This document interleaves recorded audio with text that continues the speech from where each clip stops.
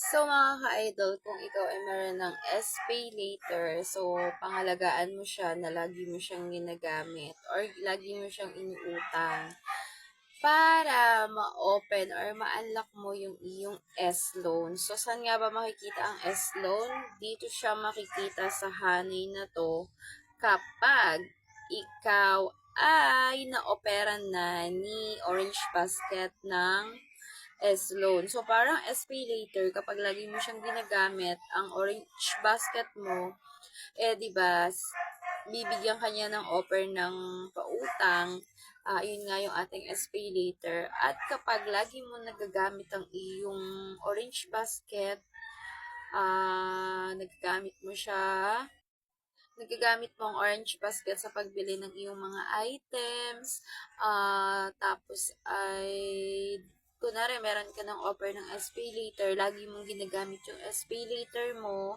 tapos mga ka-idol, ang gawin mo rin is, dapat updated yung iyong Gmail, tapos, i-open mo yung iyong SPay.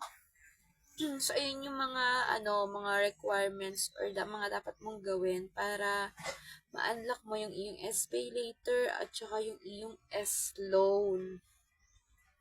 So mga ka-idol, kapag meron ka ng SPay later, ang gawin mo ay, yun nga, gamitin mo siya palagi. Halimbawa, magbabayad ka ng kuryente o kaya naman ng tubig.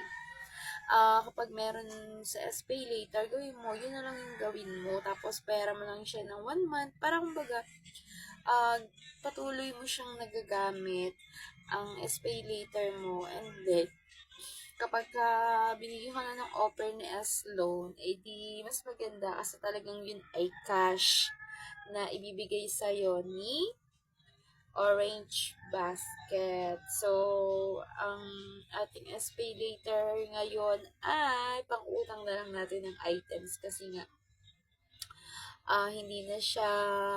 hindi ko na alam kung paano siya i-convert into cash.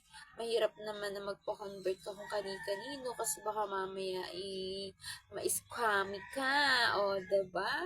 Utang mo na tapos nawala pa. So, ganun po ang proseso kung paano mabuksan ng iyong S-loan. Pwede rin siyang pambayad ng kuryente, ng tubig, pwede rin siyang pan-load. So, lahat-lahat, pwede. Pwede ka rin magbayad ng iyong mga loan sa iyong mga card. Pwede din ang pagbabayad ng SSS, pwede rin ang pagbabayad ng PhilHealth sa SPay later. So, kung paano nga ba is ituturo